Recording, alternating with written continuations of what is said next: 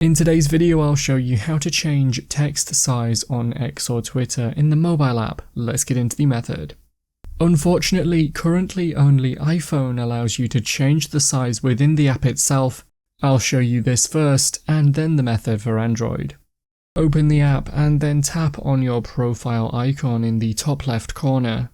Now choose Settings and Privacy from the list on the left. It should be near the bottom. Within the settings, tap on the option called Accessibility, Display and Languages. Now choose Display, and you can use the slider at the bottom to change the text size.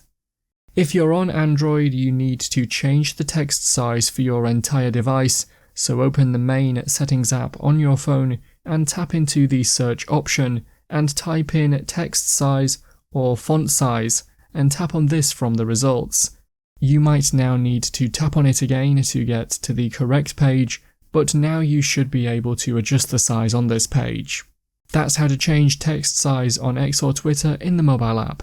If you found the video helpful, remember to leave a like and feel free to subscribe for more. Check out the videos coming up right now, you might find these helpful too.